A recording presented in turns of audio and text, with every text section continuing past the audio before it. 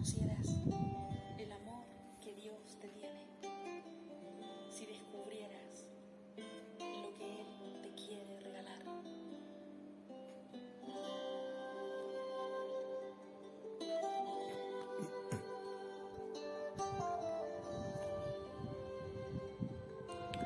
Queridos hermanos, estamos en el quinto domingo de Pascua y en el Evangelio de este día escuchamos a Jesucristo que nos dice: Yo soy el camino y la verdad y la vida.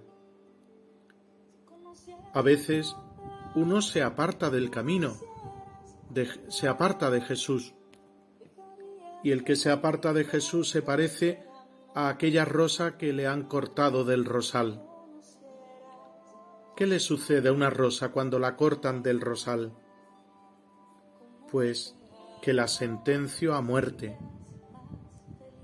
Es verdad que todavía los efectos de la muerte no se ven de manera inmediata, sino que parece que todavía la rosa pues tiene vida adentro, sigue mostrando su belleza, sigue desprendiendo un poco de su perfume, me sigue deleitando con su color. Cuando un cristiano se separa de Cristo por el pecado, no se muere instantáneamente, todavía lleva vida en su interior. Le podemos ver que sigue realizando obras de amor al prójimo durante un tiempo. Sí, por fuera parece que actúa como cualquier cristiano, pero en realidad no es así. Uno se aparta de Cristo y puede decir: ¿ves? No me ha pasado nada. Y sin embargo, los efectos de la muerte comienzan a dar la cara muy pronto. Ese cristiano comienza a dejar la práctica religiosa. Ese cristiano comienza a dejar la oración, su participación en la Eucaristía, el abandono de la confesión. Ese cristiano se vuelve incapaz de perdonar, de salir de sí mismo, de ser generoso. No hace mucho tiempo hubo un loco que entró en una escuela de Estados Unidos y mató a muchos niños. Y enseguida, ante tanto sufrimiento y dolor, hubo alguien que escribió en un periódico un artículo para hacer daño a la fe, titulando ¿Dónde estaba Dios en ese momento? Y gracias a Dios, enseguida alguien escribió otro artículo, que lo tituló como respuesta a esa carta diciendo: hace mucho tiempo que se sacó a Dios de esa escuela. Y es verdad, hermanos, cuando se saca a Dios de la vida de una persona, de una escuela, de una institución pública, las consecuencias del mal se hacen presentes. Y no es el momento para ofender a Dios diciéndole: ¿dónde estabas en ese momento ante la muerte de aquellos niños inocentes? Cuando nos suceden cosas malas, entonces el ser humano sale preguntando: ¿dónde está Dios? Y no se da cuenta que ha sacado a Dios de su vida hace mucho tiempo, como consecuencia del pecado. Sacamos a Dios de la vida, hermanos, sacamos a Dios de nuestros corazones, y cuando comenzamos a experimentar la soledad, la amargura, la soledad, el sinsentido de nuestra vida, los sufrimientos, cuando nos sentimos frustrados, traicionados, entonces empezamos a preguntar y a decir: ¿dónde está Dios? Lamentablemente seguimos sacando a Dios de muchos lugares. Quitemos los crucifijos de las escuelas, saquemos a Dios de las familias, quitando los signos religiosos. Una joven saca a Dios de su vida cuando va a la universidad y se deja confundir por un profesor que le dice: ¿pero tú todavía crees en Dios? Es la ciencia la que da respuesta a los interrogantes del ser humano. un chico, una chica saca a Dios de su vida, cuando quizás comienza a salir con una pareja y éste, desvergonzado, no la respeta y quiere sobrepasarse cada vez más y la seduce diciéndole: «¿Es que tú no eres una chica moderna? Estás muy anticuada. Si realmente me quieres, acuéstate conmigo». Y esa chica, por no quedarse sola, porque piensa que se le va a su príncipe azul, por no quedar aislada del grupo de sus amigas, cede y pierde su virginidad. Un esposo cristiano que se casó por la iglesia, que le dijo a su esposa: «Yo prometo serte fiel en la salud y en la enfermedad todos los días de mi vida». Pero cuando llega un día al trabajo y comienza a conocer a una compañera que es muy atenta con él, muy cariñosa, que quizás llega ese hombre al trabajo después de haber tenido una bronca con su esposa y se encuentra con aquella sonrisa, con la compañera de trabajo que le pregunta: «¿Qué te pasa? Te veo triste o preocupado». Y después de escucharlo un rato termina dándole un abrazo.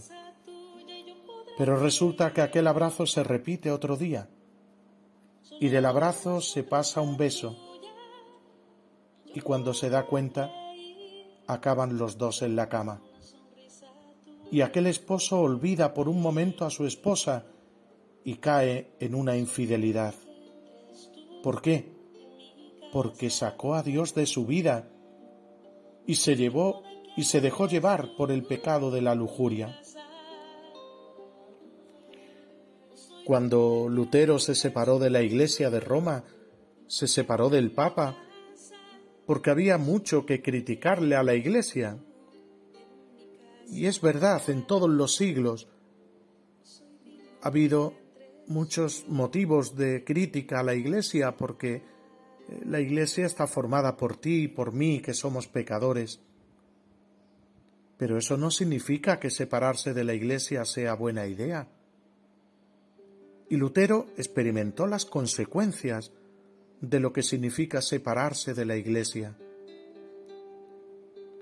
Y es que cuando uno comienza con ese principio protestante que cada uno interpreta la Biblia a su manera, es inevitable la división. Hay un escrito precioso de Lutero lamentándose de cómo entre todos los que se han separado de Roma empieza a pulular todo tipo de opiniones. Gente que dice que hay que bautizarse y gente que dice que no hay que bautizarse para salvarse. Gente que dice que sí hay Eucaristía y gente que dice que no la hay. Gente que dice que estamos predestinados y otros que no hay predestinación, negando la libertad humana en el camino de la propia salvación. Y Lutero se da cuenta que ya es imposible lograr la unidad. Y fijaos, hermanos, que el luteranismo ha tenido en su seno grandes escritores, excelentes pensadores, grandes poetas y músicos, como La Rosa, que separados de su fuente vital han permanecido durante algún tiempo mostrando su belleza y desprendiendo su hermoso perfume. Y uno puede decir: mira, yo puedo vivir sin escuchar la palabra de Dios, sin recibir los sacramentos, sin formar parte activa y viva de la familia de la Iglesia, y no pasa nada. Espera un poco, unos años quizás, y verás lo que sucede con esa clase de vida. Uno deja de ir un domingo a misa y no le pasa nada. Se levanta el lunes, va a trabajar y no le hizo falta escuchar la palabra de Dios y recibir el cuerpo de Cristo. También a La Rosa no le sucedió nada. La corté y no le sucedió nada. Pero espera un poco de tiempo y empezarás a ver los signos de muerte. Se vuelve mustia, se le caen los pétalos, deja de exhalar su perfume. ¿Y todo por qué? Porque no recibe la vida.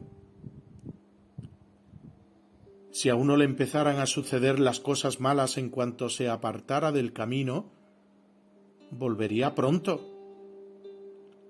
Pero el problema es ese, que uno se burla de Dios y no pasa nada, que uno deja la oración y no pasa nada, que uno deja de acudir a la Eucaristía y aparentemente no pasa nada, que uno deja la confesión y no pasa nada.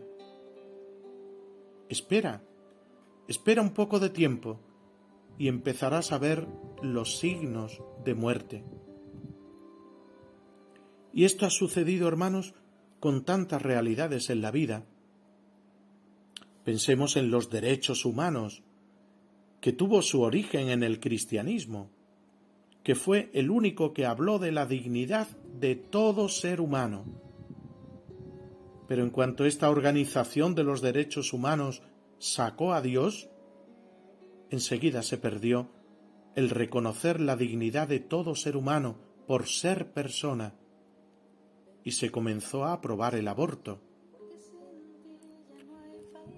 Los griegos, con todo lo inteligente que eran, Platón, Aristóteles, Sócrates, en el siglo IV, veían como algo normal la esclavitud. Y es que la sola inteligencia humana no reconoce la dignidad del ser humano. Y por eso el único que dijo que todo ser humano es valioso por el hecho de ser persona fue Jesucristo. Pero el ateo dice: no, podemos quitar la religión, acabemos con la Iglesia, con esos curas. Y después que echan toda esa parrafada, dicen: podemos organizar la sociedad sin Dios, sin Cristo, sin la Iglesia.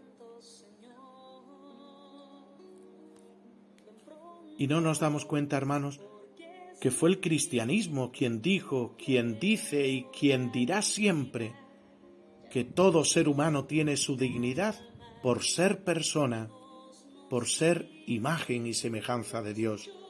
Y por eso no puede ser utilizado manipulando las células madres, ni cortando su desarrollo embrionario con el aborto, ni por eso ni puede ser considerado esclavo, ni puede ser usado para el placer como en la prostitución o en la pornografía. Pero uno se aparta del camino y aparentemente no le pasa nada. Y es verdad, durante un tiempo no te pasa nada, pero espera y verás.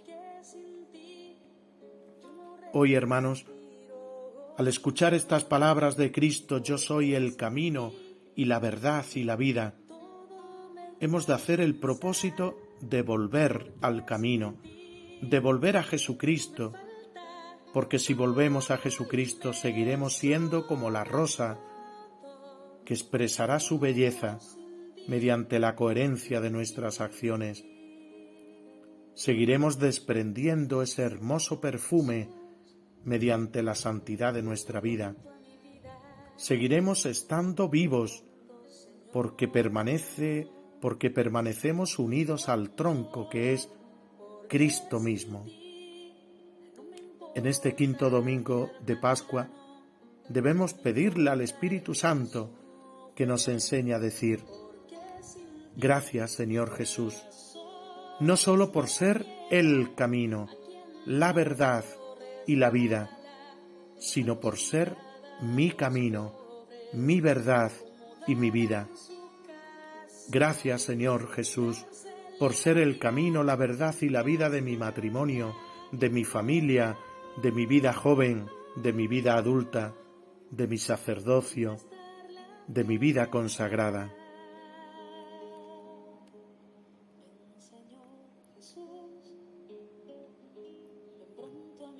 Feliz quinto domingo de Pascua para todos.